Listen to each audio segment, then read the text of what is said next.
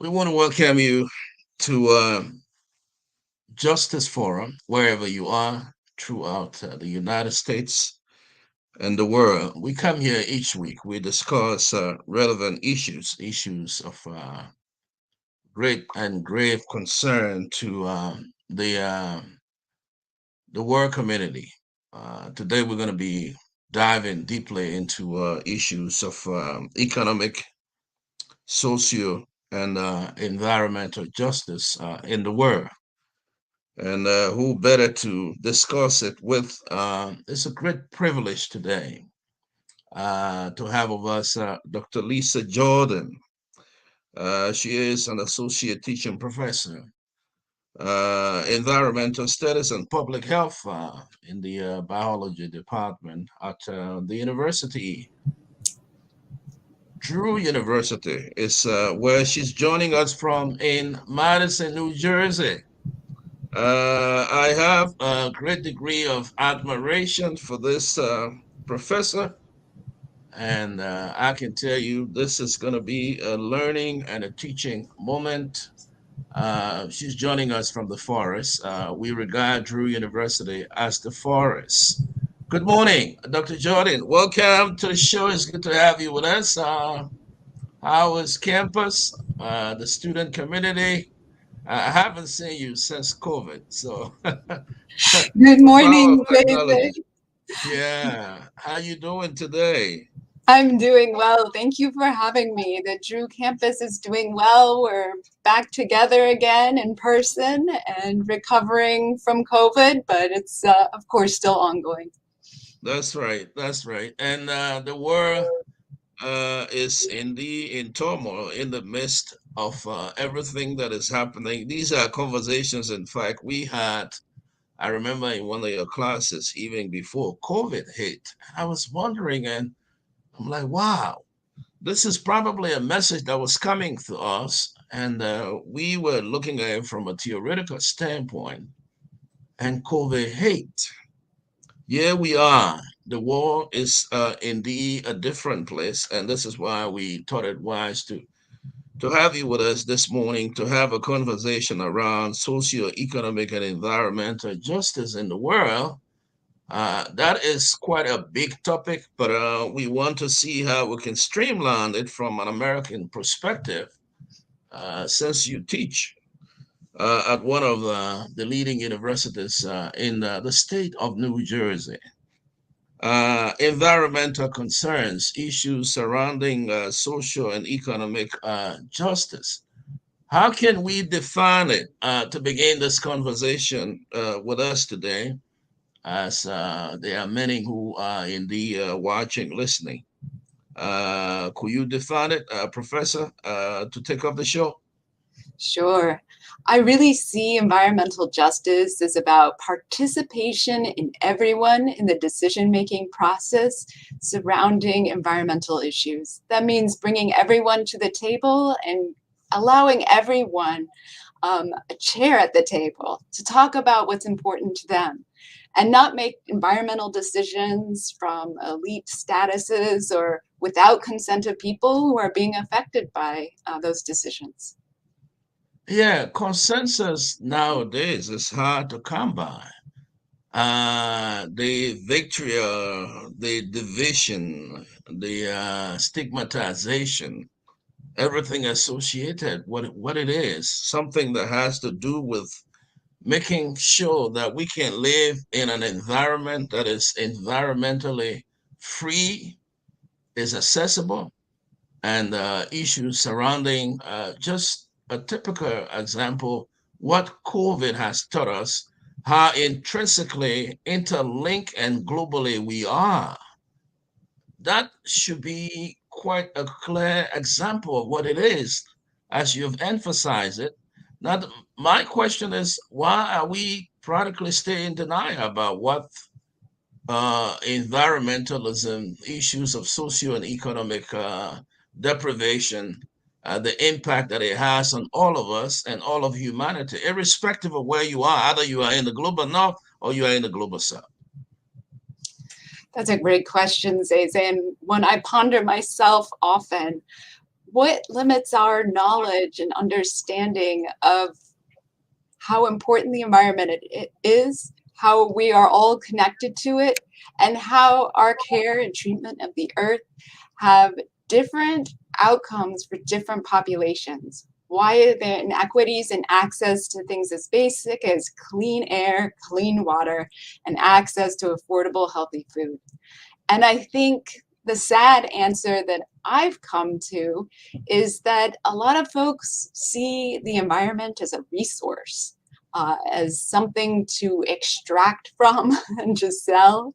And there's a lot of moneyed interests in, you know, getting oil, coal, fuel, and circulating it. And so that puts the environment in a difficult place because there are more folks who are advocates for extraction from environmental systems than for the earth systems themselves.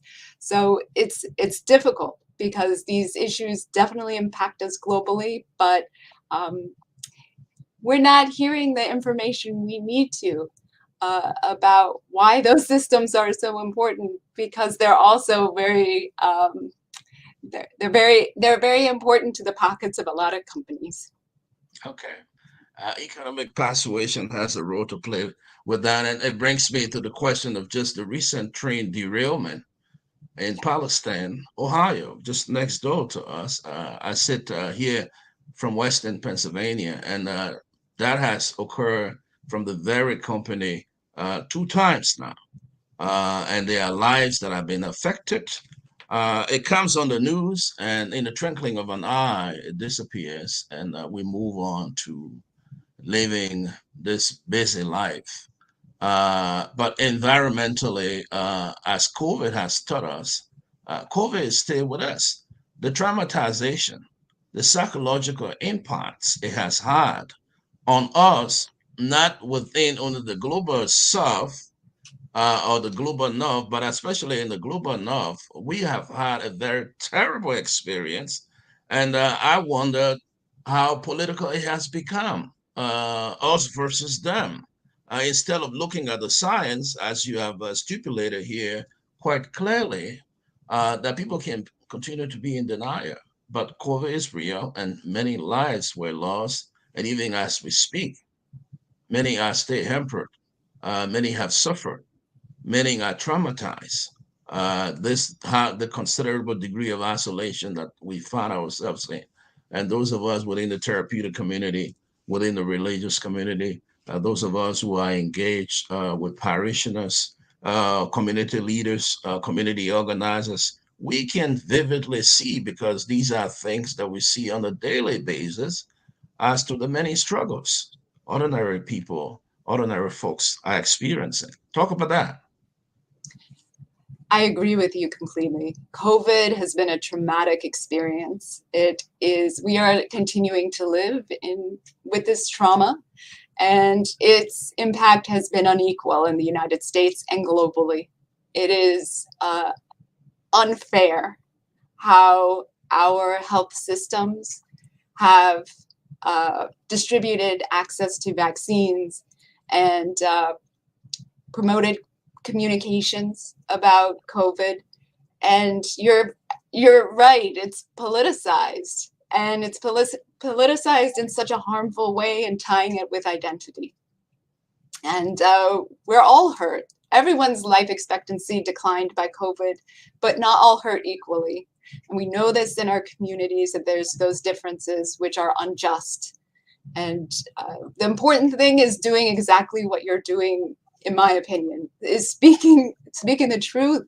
This has been unequal. It's been harmful. We are traumatized. We are still traumatized, and we need healing from what COVID has done and is continuing to do, and to think about different ways to move forward in the United States, but globally as well, to make sure people have equal access to vaccines that they need to protect them, to other protective equipment. But it has shed a bright light in the United States on the persistence of deep inequalities. In your classes, I vividly remember some of those conversations around social justice. You are also a professor within the area of public health. Just the fact that we cannot exist without the environment. I mean, that's just a brutal reality that many people have come to realize, irrespective of the economic interests that people have, taking economic interests far more than the environmental interests. Until when hair broke loose during the time and the period as we are in now, those of us within the theological cycle call it a liminal season, a season where we actually do not know what is next, where are we going, what's going to happen. We keep pressing on and giving assurances within the context of faith that it will be well.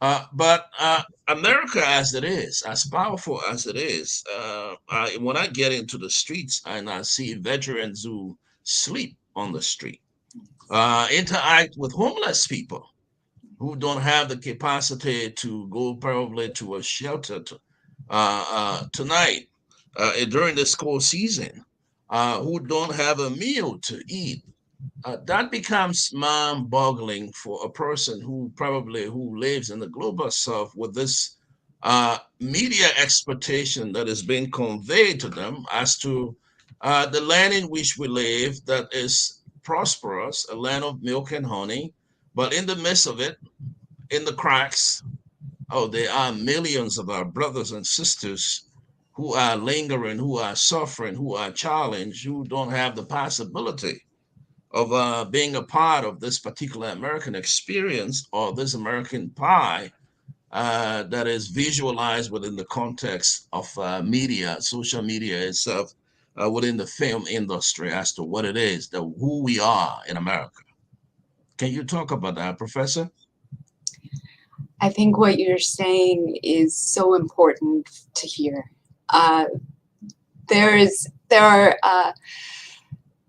poverty in the United States. There is a crisis with affordable housing. There are many people unhoused who are not getting their basic human needs met in the United States. We think of the United States as a stereotype globally, a wealthy country, a land of opportunity. But the reality, as you are witnessing in our streets and communities, is oftentimes a lack of compassion for all people, and also the lack of capacity to care for all people. And so this is absolutely something that we are struggling with in the United States and have struggled with. I feel grateful for your program and other radio programs that are shining a light on these problems, because they are problems. We have to stop the myth of some sort of US on the Hill perfectionism of opportunity, because there are deep inequities and I would say human rights violations where people's basic needs are not being met. So, what are those conversations like within your classroom, within the context of the classroom, within the context of training those those who hold the future leaders, those who are going to be key players within not only the environmental context but the economic and the social justice piece that comes with it? What are some of those debates that you are encountering now? We were talking about this in hindsight. It was theoretical, but we can see it vividly. And I think what experience has taught us, seeing is believing. And the debates stay continuing as to what are some of those steps that we need to take, not only within the teaching community, but to begin to do more vigorously within the respective communities, that awareness is created, because a lot of times people are in denial. Not only that, social media has become so complex and complicated with nuances that sometimes some of the variables or the ideologies that are being opined ideologically and strategically from a scientific standpoint, not real. Hmm. They are propaganda. In US college classrooms, we are dealing with addressing the same kind of stereotypes that may be observable globally. The US educational system has not been perfect in shedding a light on the sources of systemic inequalities that exist in the United States. When students leave the curriculums from kindergarten through high school in the United States and enter college, it's oftentimes the first time they have access to a broader set of information and opportunities to debate in the classroom about causes and consequences of contemporary inequalities in the United States. So it often begins with an understanding and assessment of what they didn't have access to before, understanding US history of colonialism, of enslavement of people, and what that has meant over time, including Jim Crow, often excluded from US curricula, to let's talk now about where we move from where we go from here. And so our conversations are first about sort of a consciousness raising and eye opening of what the US is, and ideas for how we can move forward for a more just society.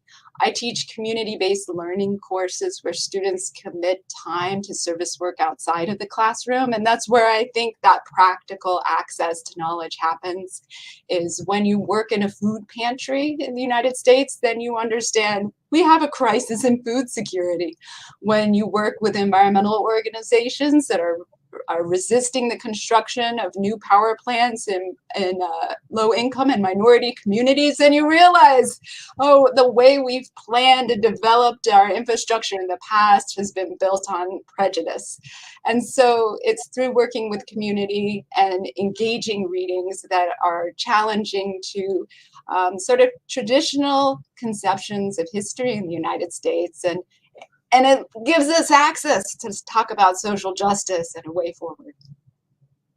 Yeah, social justice becomes a cold word and sometimes a very fearful word that people are in denial of what the realities are. I even struggle with that as a person who migrated to these shows some 22 years ago in the midst of a war in West Africa. Today, I can proclaim and profess that I'm an American. That's the goodness of America. But within the historicity of it, the reality exists that we need to bring to fore the understanding of what has transpired in the past, to understand where we are and how we can be able to build a promising future, a future that incorporates all. Because as long as there is global migration, as long as there are systemic structures that continue to oppress people, marginalized people, indigenous people, globally, and if conglomerates that only have the interest within the economic context to exploit the resources of ordinary people, of indigenous people, but leave their lands devastated, then it becomes a problematic proposition to know that we are interconnected. And if these things are taking place in one part or the other of the world, what affects one affects all. That chain eventually, from what you taught us, Professor, I remember quite well, is shared. And as a result, migration takes place. And people wonder, well, why are people leaving from this part of the world and they are doing everything to cross the high seas? And some, in fact, in the process become victims. I mean, these are the underlying intricacies, the interlinking of it, and how structurally they are all systemic and they produce an effect that is that residual effect that is affecting us. Well, thinking that, well, okay, COVID started in China, but it was not an American problem. And failing to realize that we were indeed connected globally. And within a split seconds, what happens? There are thousands of Chinese and tourists and others who are flying. They are taking over Europe, and before America could realize it, COVID was already here. Isn't the reality where we are? Why can't we learn from history? Why can't we learn from you as professor? Why can't we learn from the technicians those who hold the incredible, the impeccable knowledge as to what it is that is prevailing. Why would we continue to be between these wars where this divide and rule mentality exists and at the expense of the common man, the common woman, the marginalized communities? The debates continue. And, I was watching news the other day when this whole train derailment took place in Palestine, Ohio. The conversation was, where do you take the waste? And this other state is saying, no, we don't want to hear. And I'm like, oh my goodness, this is where we are. And I started to look back to say, okay, these are some of the debates and issues that Professor Jordan would talk about. What are those experiences also for students who are doing those community projects, beginning to see, to have an eye-opening understanding as to how systemic these issues are, depending on where you are, what side of the aisle you are, what is prevailing, but to look at it from a real cognitive standpoint, a social justice standpoint, to realize that what affects one affects all. It may be taking place in Palestine, Ohio, or if it's on the American news, a lifespan of what? Less than 2 minutes, it's gone away. And we go back to normal. Right. I think that it feels like these kind of disasters are part of our deal with modernity, that to have the contemporary products and internet access and technology, that the costs are random disasters that disrupt and destroy communities. And it's important, what we see in Ohio is a lot of people gathering and saying, no, we have to find a better way. We have to make changes in the policies that permitted this to happen. And for each disaster like that, there needs to be rallying around those communities most affected and real pressure for change, because we shouldn't have to accept sacrifice zones, as they're sometimes called. We shouldn't have to accept that people, land, places, wildlife, rivers are worth disregarding, are not worth, are of no value, that are expendable, that are something that becomes waste because of our modern systems of consumption. There are better ways to do things. And I think that kind of transformation is possible. And I love the points you've been making about how everything is connected. What happens in China affects human health globally, right? What happens in Ohio affects everyone. It is disappointing that it's a flash that gets attention and then seems to disappear. But what we know too, as you said, by being educated in a community-based learning setting, is that there is a day 2 and a day 3 and a day 4 and a time period that happens after the disaster when many community volunteers continue to work on these issues. Over winter break, I went with students to New Orleans, Louisiana, in the United States, in the Southeast, and we volunteered with a long-term recovery organization called lower9.org.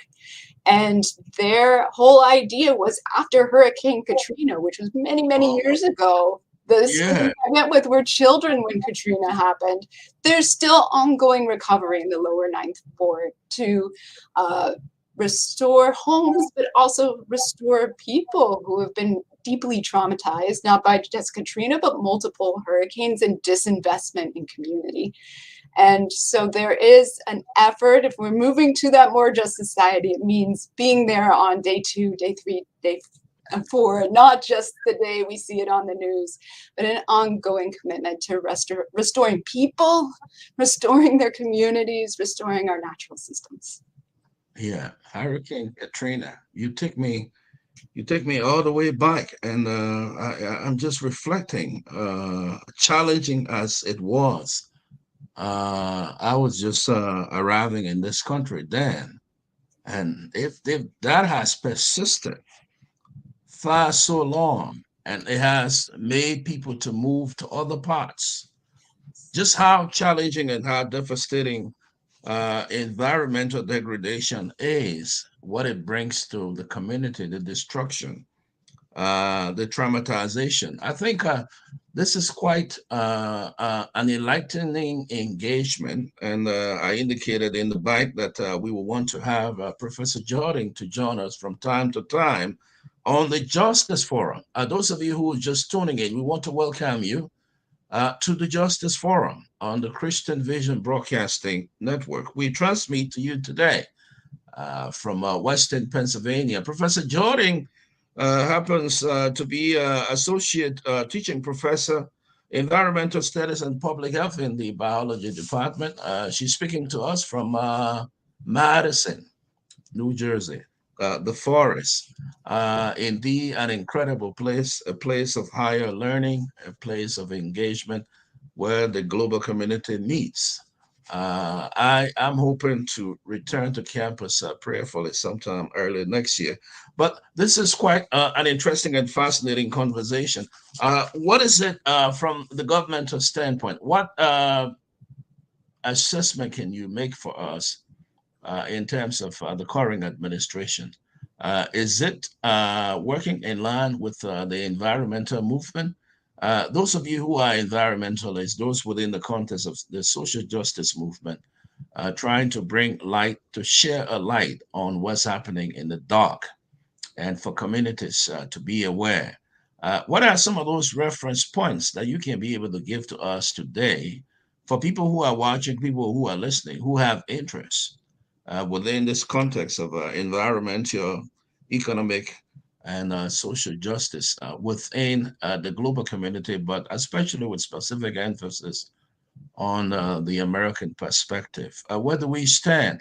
And maybe my follow up to that would be, is the environmental movement itself, is the justice movement itself, is it playing its pivotal role that it needs to play to ensure those checks and balances are there to hold leaders' feet to the fire, to ensure that they can serve and serve well and serve their communities, because those are it's for that purpose that they come asking the people to have them re-elected or elected every 2, 4, or 9 years.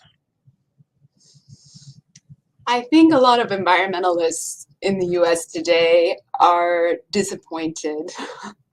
I believe generally, since the Trump administration was so hostile to environmentalists in terms of, bringing in the CEO of Exxon for the State Department leadership, bringing in industry insiders into the EPA. It was a very, very hostile time for environmentalists during those years. But the promise of new administration has not been as progressive as many environmentalists have hoped. There's open drilling now in the Arctic. There are a lot of compromises being made for ongoing fossil fuel investments in the United States. And there's a little bit of disappointment that there isn't more effort on truly a Green New Deal in which there's massive transformation of US energy systems. It seems like we're still living with a lot of legacy energy projects. That said, I also feel that the environmental broad movements have still struggled to integrate environmental justice and the work of social justice. And I do appreciate that there is an increasing recognition of the importance of environmental and social justice.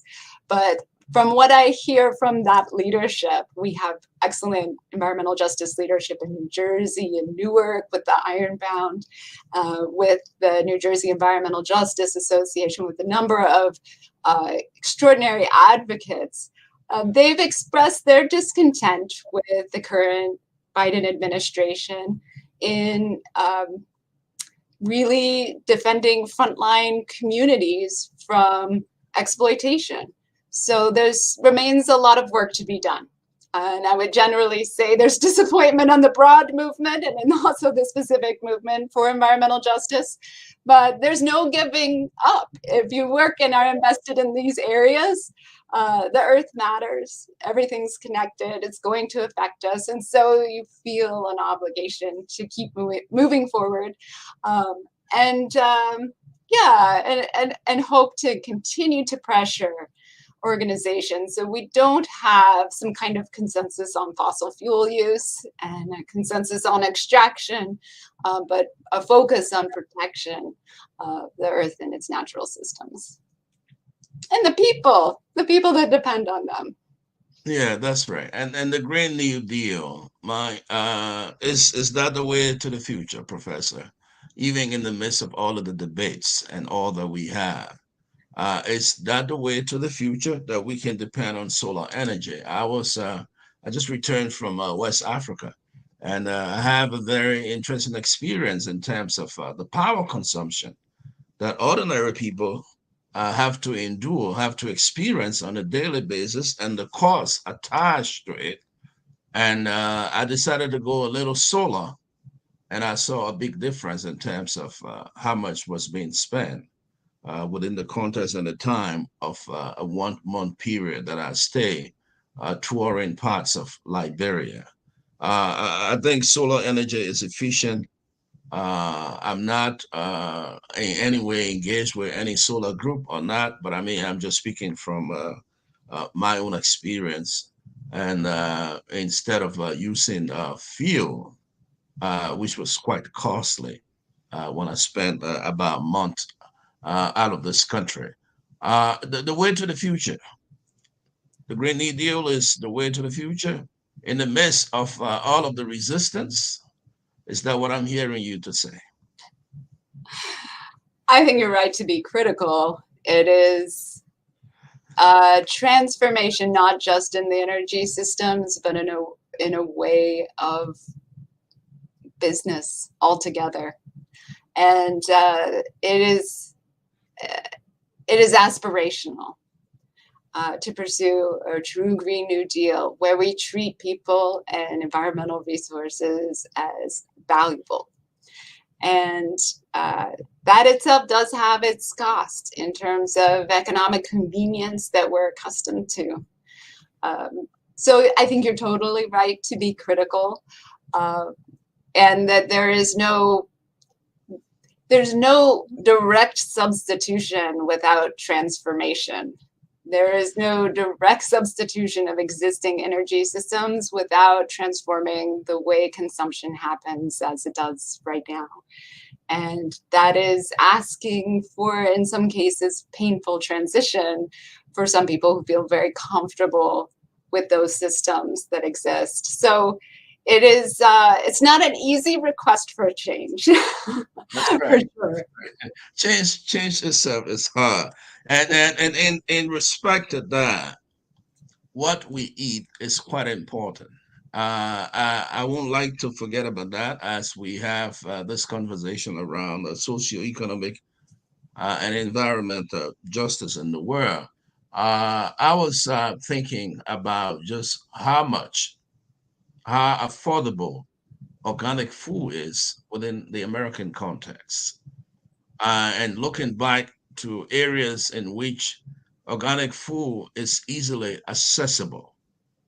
But those who eat organic food where it is easily accessible, the aspirational dreams they have is that being on the American coast, as portrayed by the media, is probably the best place to be.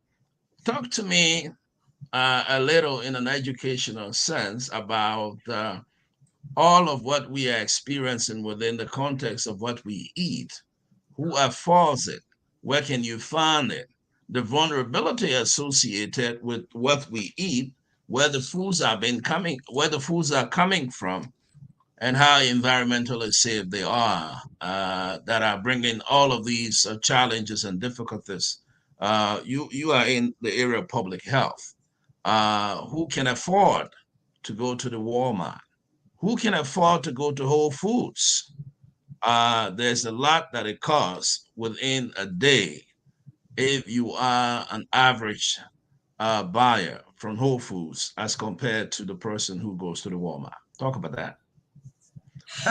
So from one major system in trouble, our whole energy enterprise, our whole energy systems, to another, global food systems are an extraordinary challenge we have environmentally and socially moving forward. In the United States, many of us are dispossessed from our ability to make and grow our own food. And for now, I think for me, multi-generationally, since my great great grandparents were all farmers, that the knowledge that came with farming and growing your own food has been lost for many people living in the United States. And so for many folks today in the US, we rely on our industrial agricultural system to supply us with food. And it's a global system, as you're pointing out. So who makes our food is people all over the world, but also a small proportion of people in the United States providing most people in the US with their food.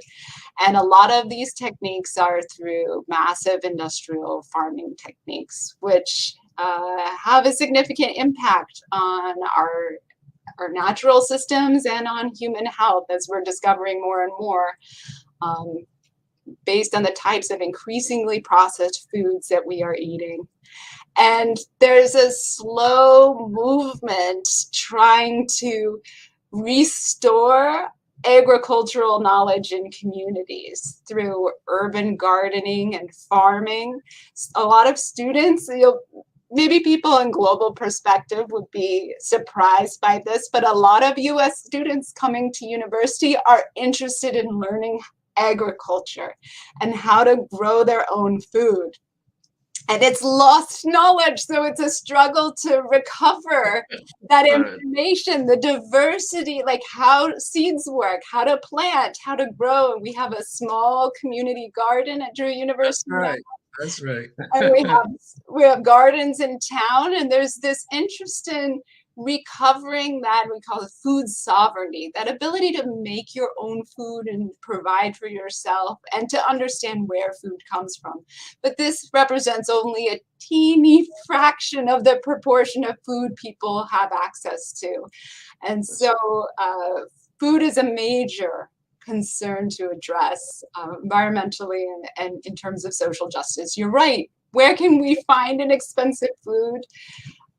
Well, we can find it at Walmart. We can find it's still expensive. It's still very expensive, and a lot of people are food insecure. And you can go to the fast food restaurants, also, in my opinion, very expensive. So I think our struggle is because we've been dispossessed from our way to make our own food, we're in a real tough spot. A lot of people feel they have to pay an increasing proportion of their income to get food that doesn't nourish them as it should.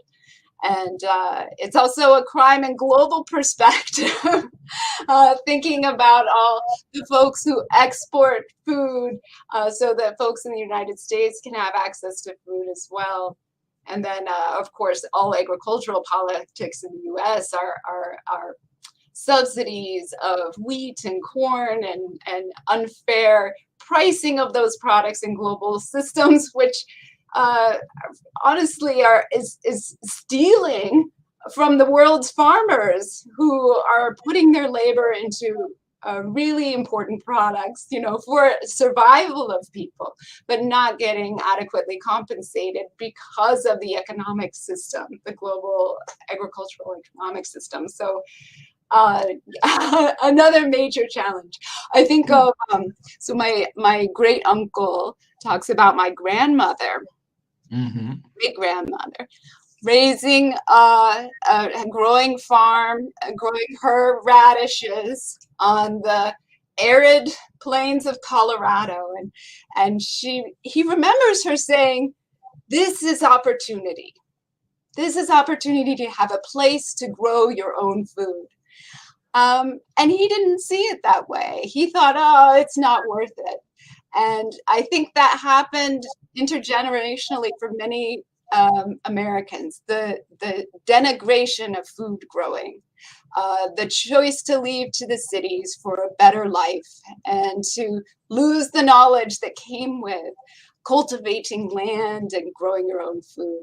And I think of he went to work with Martin Marietta, now Lockheed Martin, you know, the defense industry. And I thought, oh, I wish I had that connection back to my great grandmother. I wish I could see her opportunity and learn to grow the foods that she knew how to grow. So we have a lot of relearning, restoration, healing to work on in the United States in terms of food. Yeah, that's right. And within the global context, those of you who are joining us in parts of wherever you are in the world, those who live in the tropics, I grew up a son of farmers, and I know the importance of what food is and how intrinsically linked to our own survival it is that if we can grow our own food. I have tried to encourage many, even as we speak.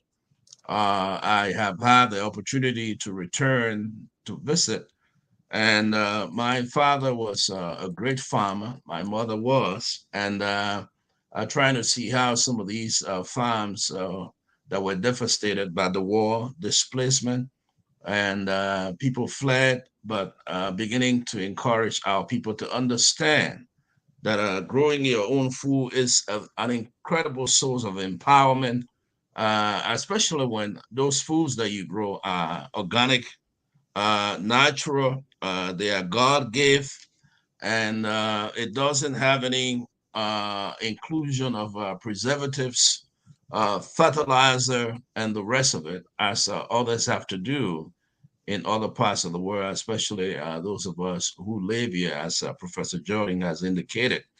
We're going to be wrapping up this show, Professor Jordan. From a social justice standpoint, I want you to clearly define for me who is an American, because this debate continued to be a persistent debate within the context of the American political pathology as to who is. And as far as I know, as far as I read, many of us have come here through the trenches of migration. And I was talking to an Indian scholar. I'm talking about Indian American scholar. And I said, well, there's so much debate that goes on in this land, in this our land. I'm wondering, what do you guys make of it? Those of you who are the original Aborigines from here. You just laugh. Okay, so I raised the question to you, Professor Jordan, before we wrap up this show. For the sake of our audience, tell me within the social justice context, who is an American? Oh, you leave me with a hard one. So I suppose I should begin by acknowledging that I'm speaking to you from the land that was originally stewarded by the Lenni Lenape peoples. And the original native inhabitants are the original peoples of this land. And there might not be a wish to use the word American in that context. From my perspective, I think anyone on these lands, if you wish to be an American, you are an American. I advocate for open borders. I know aspirational. I'm all aspirational, but in my opinion, it's a human right to move where you want to move. And so that's something I advocate for. I think that our immigration system is inhumane, and I would love to see it removed. I think it's criminal what the US government does to folks on the borders. So I would say, if you would like to be an American, you are an American, but that's a consensus building process, and I understand I don't have the unified perspective on that. That's right. Yeah, America is an idea.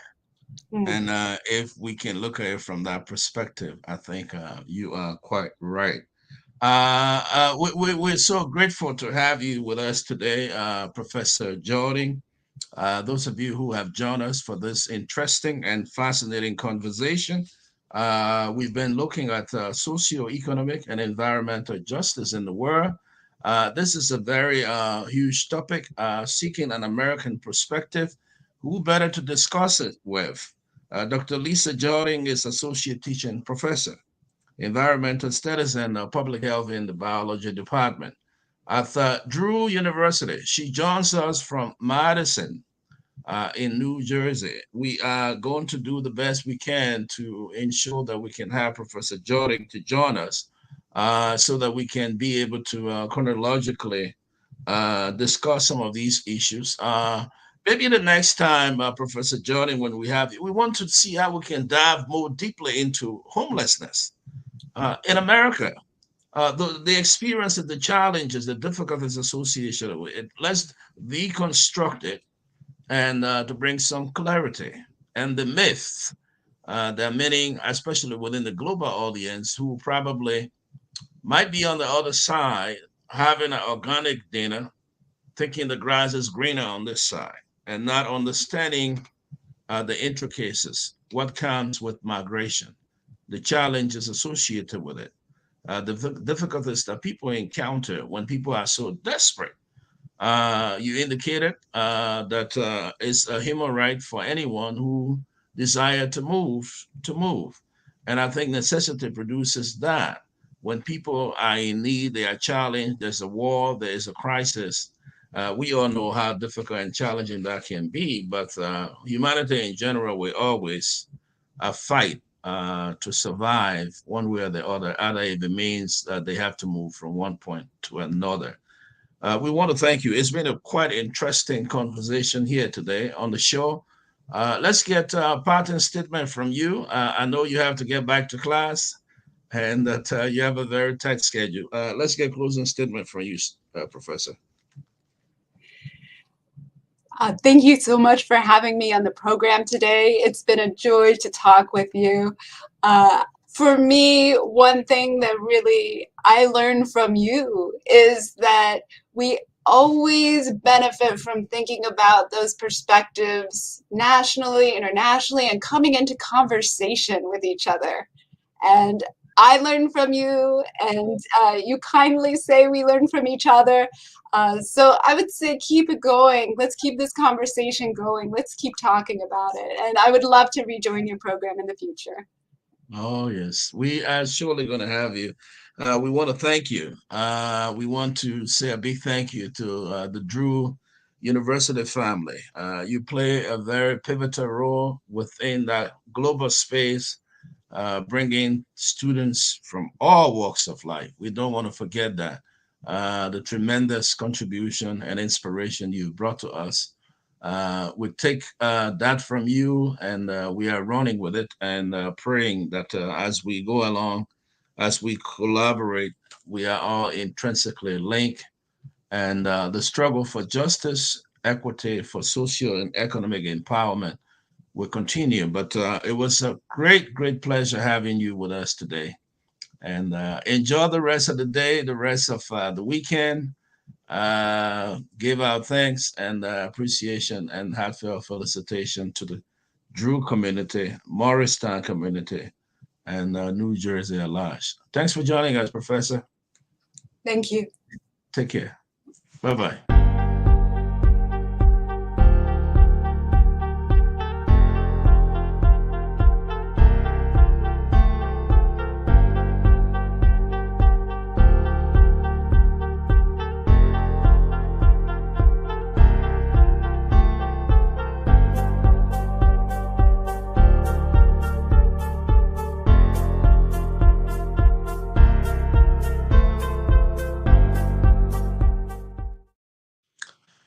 I want to thank you so much, ladies and gentlemen, for joining us today. Our special guest was Dr. Lisa Jordan, Associate Teaching Professor, Environmental Studies and Public Health in the Biology Department at Drew University. The topic under discussion today is social economic and environmental justice in the world, seeking an American perspective. I want to thank you. It's good that we had this engaging conversation. It's good that you were part of it. We want to use this opportunity to ask you to join us again, prayerfully, on the Justice Forum. We'll be back. And by full disclosure, we will be here tomorrow evening at 6 o'clock. This time, we will be looking at justice, human rights, and the state of good governance in the Republic of Liberia. Our special guest, Councillor Jerome Verdiert. He will be in the hot seat here tomorrow on the Justice Forum. Until we can see you again, when we see you, remember the way to sustaining democracy, the way to ensuring equity, to bringing about peace and justice in the world is to make sure that we, as a people and as a community, continue to shadow, to continue to love, to continue to engage one another through peaceful conversations, conversations that have the great desire and the commitment to make the world a better place. Take care. Zeze Wepugipara is the name. We'll see you again sometime tomorrow. 6 p.m. tomorrow. This is information for you. 6 p.m. tomorrow, Eastern Standard Time. Join us for Justice Forum. We'll be back here. Our special guest this time, Councillor Jerome Verdiert. The conversation on the discussion topic, the state of good governance, justice, and human rights in the West African state of Liberia. Take care, brothers and sisters. Have a wonderful, wonderful day. Bye-bye.